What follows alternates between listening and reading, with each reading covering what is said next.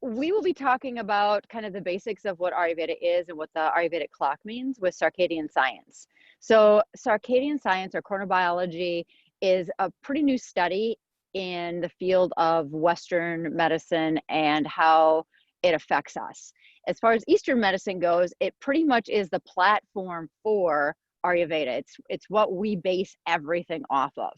So what I want you to do, if you haven't already, is go ahead and draw this clock. And the best way to do it is to draw a line to divide it into half and then draw an X through the center.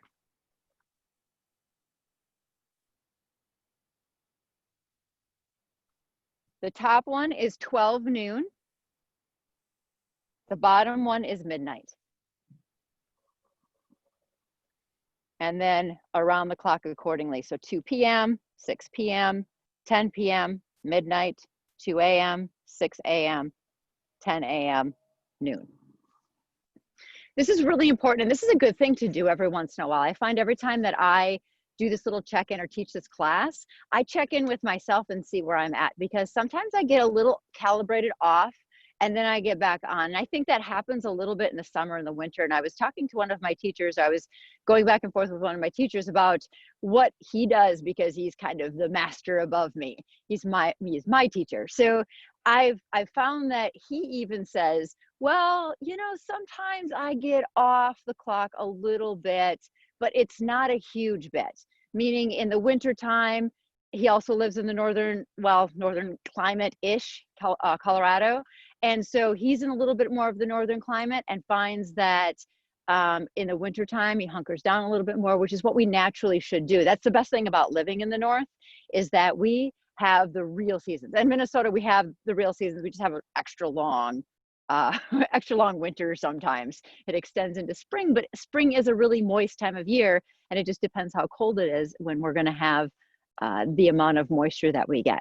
So when we talk about Ayurvedic medicine, we really want to focus on the fact that we focus on right diet, right lifestyle, and right mindset. So I've been studying more about the Vedic sciences, as far as the how our mindset plays even more of a role in what's going to happen than some of our practices do. And it's pretty amazing, and how much more powerful your practices are when your focus and your mindset's there. So making this into a little simpler version, when we start making all of this stuff very autopilot, and it takes about a month to be able to do that, about 26 days to 60 days, depending on the person. But once we get this as an autopilot, then our body just does it. And then we don't have to make that decision, which saves our mind, which saves our emotions, and builds up on all these beautiful things. So creating a foundational practice, what we're doing right now in this course, is to be able to have that foundation so that our mind doesn't have to think about it. If you've ever studied any of this stuff about geniuses and what geniuses do, they always wear the same clothes. They don't make any decisions that they don't have to make. So keep things very, very simple and very routine, so that they don't have to make decisions. So when they make their decisions, they can make very potent decisions for business and for manifesting whatever they're trying to do in their life. So geniuses or billionaires even do this too, where they have things very structured, or they make other people make their decisions on what they're going to wear for clothes. The simple things that sometimes we're like sitting in the closet going, what should I wear today, right? I mean, I'm guilty of that sometimes, where I'm digging through and trying to figure out what to wear, when I should just put on the first thing that I touch, because that would be one decision that I didn't have to think about much, because then that takes away from the amount of decisions I can make through the rest of the day. So the idea of Ayurveda is to really create that foundational groove, so that groove is a positive habit versus old habitual habits that have happened over and over again from our past and ever come into our present life and affect us now. So when we do Ayurveda, when we do the practice of Ayurveda, yoga also, so we'll lump those two together because the practices intertwine so much. It's about lifestyle choices and personal practices. So when we look at the Ayurvedic clock, and we won't even slap the lingo on there, we'll keep this pretty simple as far as what we're talking about today. We want to focus on these quadrants, because these quadrants have significant meaning when it comes to how our body no matter what, no matter how we're made, no matter what our constitution is according to Ayurveda, these specific areas have functions that function better at that time. So, what I want you to do is start off in the evening. What time do you eat your last meal? And it can be, if it's like an hour difference, just go ahead and put like a little line here, like this, marking what time you eat. If it's different on the weekends or your days off, so if your weekend's a regular weekend, Friday, Saturday, Sunday, go ahead and mark it as different. But what time do you usually eat supper? Oh, I call it supper. Supper translates as something a little extra. We'll talk more of why that's significant later on. All right, what time do you go to bed?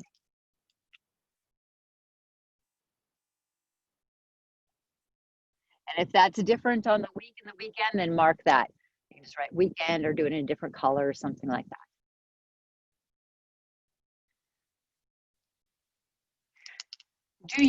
What time do you shut down electronics?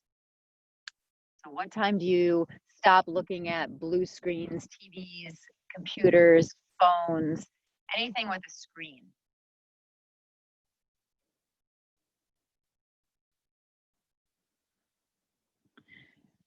Do you go for a walk in the evening? Do you exercise in the evening? So that could be a yoga practice. It could be yoga nidra. It could be a walk outside. I'm a walker at night. Rufus and I go for a walk every night.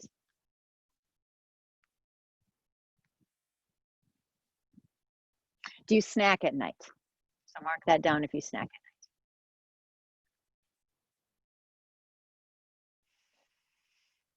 All right, so now we're going through midnight, 2 a.m. Is there any time in there that you wake up?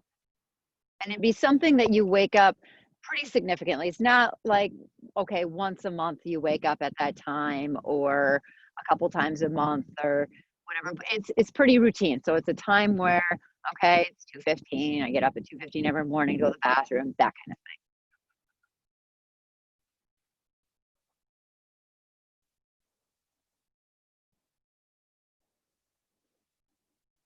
What time do you wake up in the morning?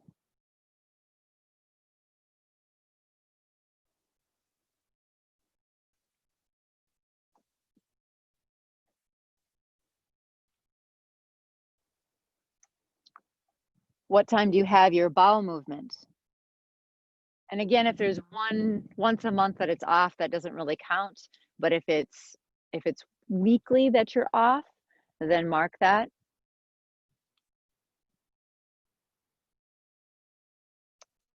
What time do you exercise if you exercise in the morning? And again, there can be a little bit of a range. So if you do yoga because you go to a yoga class at 9:30, then mark that down. If you usually go for a walk when you get up in the morning, mark that down. So mine would be like this, really, because I teach classes, but I'm not even counting that as my exercise. I'm counting what I actually do for my personal work. What time do you eat breakfast?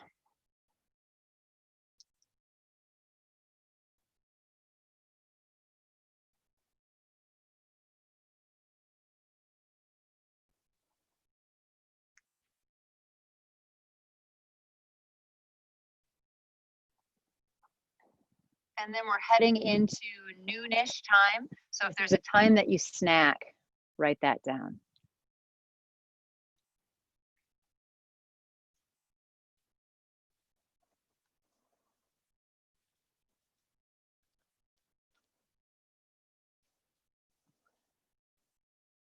And what time do you eat your noon meal?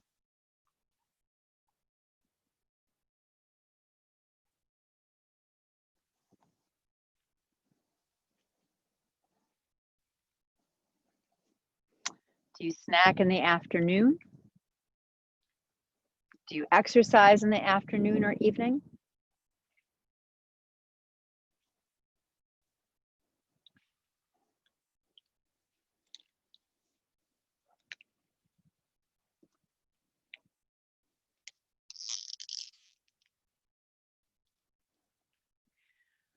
Okay, so the idea of Ayurveda is to be able to, or circadian science is really to connect more with nature. So in the morning, the sun gets up. Well, we're looking a little closer to 7 o'clock now when the sun really rises.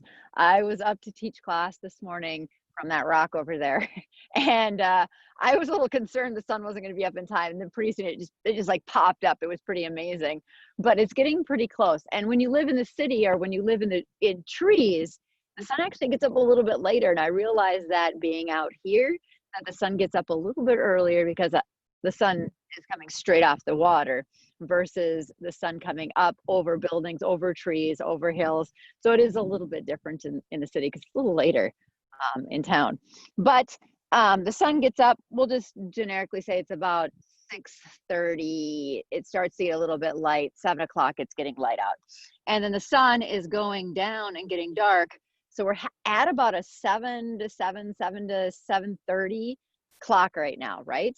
And it's slowly starting to creep toward the center of the day. This is significant living in the northern climates because it makes it harder to have a routine, especially if you have flexibility in the morning to be able to sleep in. So it's even more important to be able to do some of those things in the dark. And this is why we want to be able to introduce lighting and then turning the lights down at night. This is a great practice for sleep. This is a great practice for being able to wake up in the morning. So it's an interesting practice because I didn't think about it, but I was doing it subconsciously. So at night, I close all the shades in my house. In the morning, first thing I do is I lift the shades and then I go make my hot lemon water. So I have a very routine as far as like shutting down my house and making it quiet and winding down. And then in the morning, I flip everything open to be able to bring in the light, to be able to create that energy of lightness. So this time of day, so 6 a.m. to 10 a.m. is when our body hits kind of a heavy point. So if we think about how nature is in the morning, our nature is heavier. It's usually a little damper. I know we're heading into fall and the air is lighter by nature because there's less humidity, but it's still going to be damper in the morning. There's still a little bit of dew. There's still that dampness. Our bodies tend to feel heavier. We don't tend to wake up light in the morning. And especially if you have more kapha, more of those heavier qualities in your body, you're going to feel even more lethargic in the morning, especially if you get up at 7, 8, 9 o'clock. And I know that the people that have more kapha in them can definitely vouch to that part of it. And even some of us that don't have as much can. So we want to be able to get up and move at this time. When the sun comes up, it's ideal or as we're getting up, sun is getting up, it's important to hydrate right away. So bringing in water, because this time from, let's say you go to bed at 10:30 until 6 a.m. when you get up in the morning, you've technically been through a fast, a water fast and a food fast. So we want our body to be able to hydrate so that we can eliminate all of the toxins that have been released. And we'll talk a lot about that in the next lecture after this. But we want to be able to get those toxins out of our body. And one of the ways to do that is to overhydrate, so hyperhydrate in the morning. Another way to do that is to be able to hydrate throughout the entire day. But we'll talk about that in another lecture also. So getting up and moving your body. So that can be, everybody's a little bit different. So I've heard different things from different teachers. Some say you have to do your meditation right away in the morning. For some people, that's just not going to work. They need to move their body first, and then they can sit and meditate. So for me, I can sit and meditate and then go and move. It works fine for me. But I'm a morning person. I love morning more than any other time of the day. The rest of the day could all kind of go away if everything could be just morning time. But I tend to gravitate toward the morning, which is funny because I wasn't always like that. I think when I became more balanced or connected more with nature, I've realized that I am truly, truly a morning person. And for some of us, it isn't that way, and that's okay. But what you need to do then is maybe go out for a walk right away in the morning, or do some yoga and do something that's moving that heaviness out of your body, and then hydrating. Okay, so that can depend a little bit. So you can move first and then do your meditation practice, or you can do your meditation practice and then move. So you'll hear different things from different people. I'm saying there's no wrong way to do it. You have to find what works the best for you. As long as you get it in, that's more important than necessarily how that goes. But the movement in the morning is key. There's been plenty of significant research that backs that up.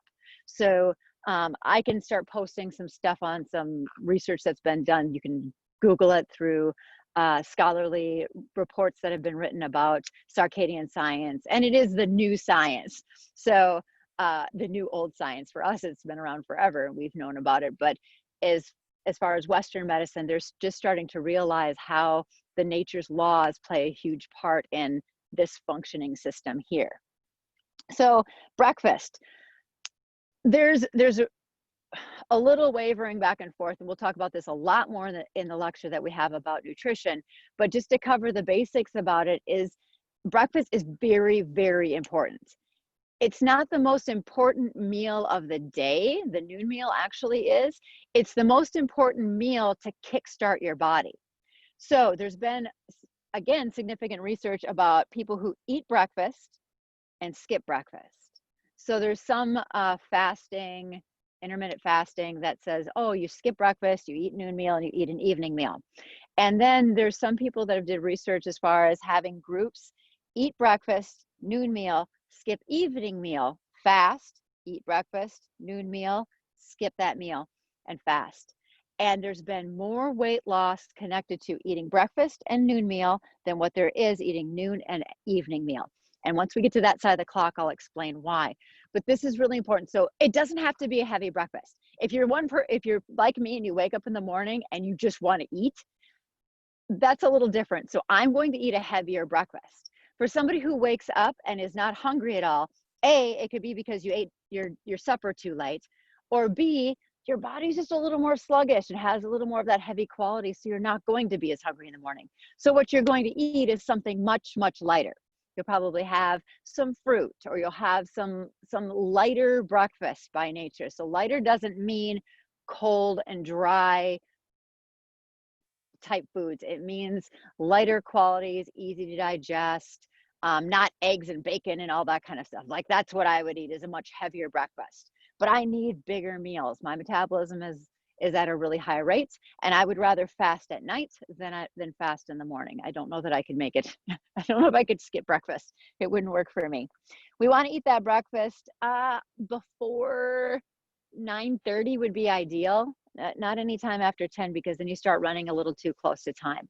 Some people are going to eat it earlier because they go to work earlier. That just depends. And that's something that if you want to work privately on, we can anchor that a little bit more. But I'm going to teach you the basics, kind of the foundations, that's a little more general. And then you can kind of work on it after that. So then we go into this time of the day. So we're heading into when our body starts to amp up. So in the morning, our body is starting to create energy, and we want it to be fed with proper energy. So we want movement to be able to move some of the heaviness out. We want to create lightness so that we can head into this time of the day and really function very, very well. This is when our digestion is the hottest. So noontime, sun's the highest, our digestion is the hottest at that point in time. We need to eat our largest meal here, and it needs to be between 11 and 1 o'clock is ideal, as close to noon as possible. I eat between about 12 and 1 o'clock. I usually start cooking about noon, and then eat about 12:30, 1 o'clock. I eat a little bit later because my breakfast is usually about 9:30, and I can push it over a little bit. That's fine. And then we go into the afternoon. If you do not eat a big enough noon meal, you will get hungry in here. And that's when we kind of have the issues of snacking. And usually the snacking is going to be bad snacks. And it's going to be stuff that's going to be harder to digest, or it's going to be sugary, or it's going to be caffeine. So we want to make sure that we're eating enough here and getting in all the 6 tastes: sweet, sour, pungent, astringent, bitter. And that's important to get all those tastes in as many meals as we can. And a lot of it can be done through spices and different kinds of foods. We'll talk about that a lot more in the nutrition portion. But get that meal in as close to noon as possible. We head into the afternoon. Evening time. Evening time is when we want to eat a lighter meal. So the Industrial Revolution, our noon meal. So in the farming community, our noon meal was our biggest meal. We had a huge 5-course meal with dessert and everything, like huge meal. And then we would eat a very small supper in the evenings. And it changed after the Industrial Revolution because they wanted family time to happen in the evening when usually the husband came home from work and they wanted to eat as a family. So the largest meal shifted to the nighttime, and that's when it began to be called dinner. Versus if you go to a farm family, we call dinner the noon meal. So when I moved to the cities, that was really confusing for me because everybody's calling dinner. I'm like, dinner's at noon, you know? So I still call this supper, and then I just call this the noon meal because I've gotten to the point where I can't even handle the juggling around of what to call it between my family, between my friends. So this meal in the evening is called supper. Supper translates as something a little extra. So it's supposed to be the smallest meal. In the farming community, what would happen is the noon meal would be the biggest meal, and this would be made into a soup or something light in the evening. So it would be the leftovers from the noon meal would be eaten in the evening. Something a little bit different. We don't think about that kind of stuff, but in Ayurveda, it's a huge focus because as we age, if we continue to eat heavy meals at this time, it will affect sleep. It will cause you not to be hungry in the morning. It will affect bowel movements. It'll affect mood. It'll affect the detoxification process of your body. So we want to try to key in with these things as close as possible, more often than not. So if you have one night a week that it's a little bit later, like that's not going to be the difference, but notice if there is a difference. And especially if you're as old as I am or older, I'm 42. So I noticed things started to shift and change after I turned 40, and not necessarily in a bad way. I feel that we have the opportunity to either learn and to evolve or stay stubborn and stuck. And I wanted to learn and evolve and really key into these lessons that I'm learning from Ayurveda and from my teachers who are older than me and have more practice. And you just start to realize you can't fight nature anymore. So that's kind of the basics of what the clock is. And now each lecture after this will go more specific into each section. So right diet, right lifestyle, we'll hack into sleep after this, and then and going into nutrition and exercise. So there's a right time, there's an optimal time, and then there's kind of just shoving it into your time. And you'll see why it's significant to have routine and how your body relies on that routine. Okay, so thank you. All right, so